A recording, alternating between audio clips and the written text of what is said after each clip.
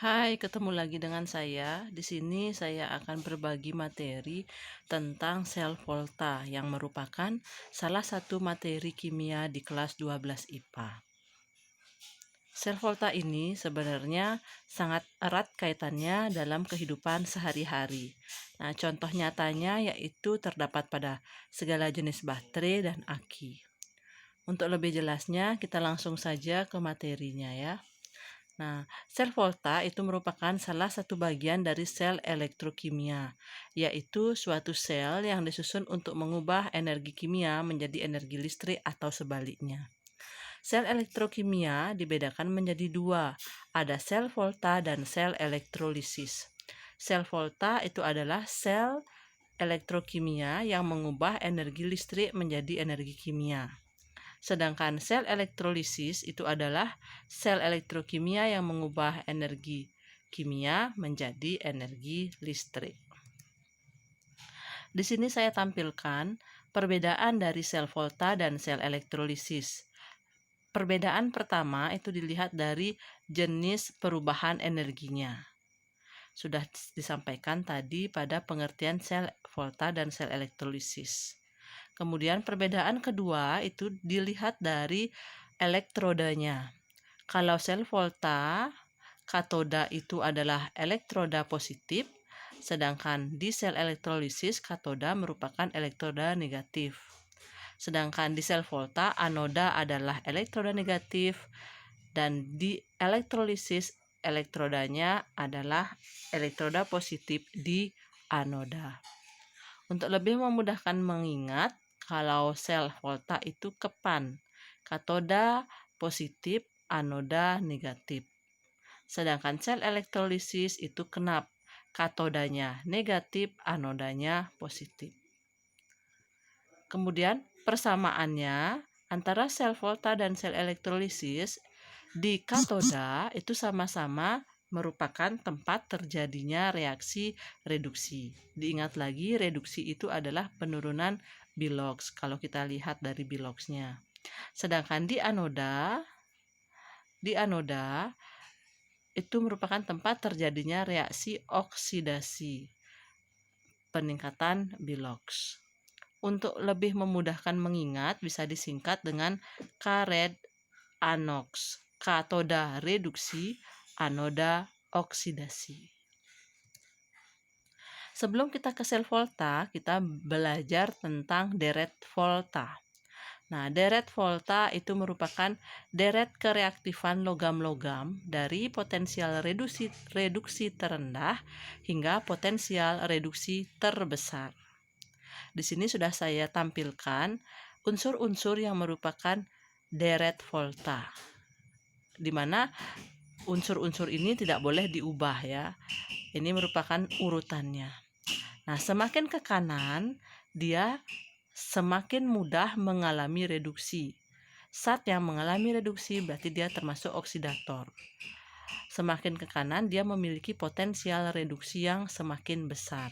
Jadi dalam deret volta, AU ini merupakan unsur yang memiliki potensial reduksi terbesar. Jadi dia merupakan oksidator terkuat. Sedangkan yang di sebelah kiri, semakin ke kiri, dia potensial reduksinya semakin kecil. Jadi dia semakin mudah mengalami reaksi oksidasi. Saat yang mengalami oksidasi itu disebut reduktor. Sehingga reduktor terkuatnya itu adalah unsur kalium. Berkaitan dengan deret volta, kita belajar tentang reaksi pendesakan.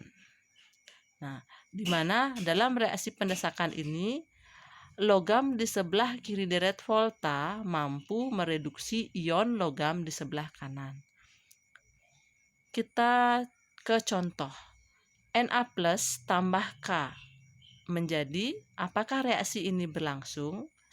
Nah, sesuai dengan reaksi pendesakan, suatu reaksi akan berlangsung jika yang di sebelah kiri deret volta itu sebagai logam, sedangkan yang di sebelah kanan itu adalah ion logamnya.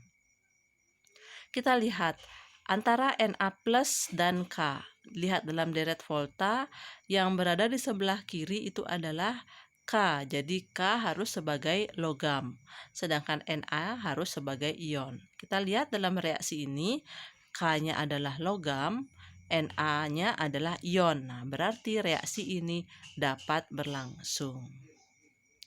Contoh yang kedua, ada Fe plus 2 dan Cu. Apakah reaksi ini berlangsung? Kita lihat dalam deret volta. Cu berada di sebelah kanan daripada Fe, sehingga Fe harus dia berbentuk logam, sedangkan Cu harus dia berbentuk ion, baru reaksi tersebut dapat berlangsung. Sedangkan dalam sebuah persamaan reaksi yang diberikan, ini terbalik, sehingga reaksi ini tidak dapat berlangsung.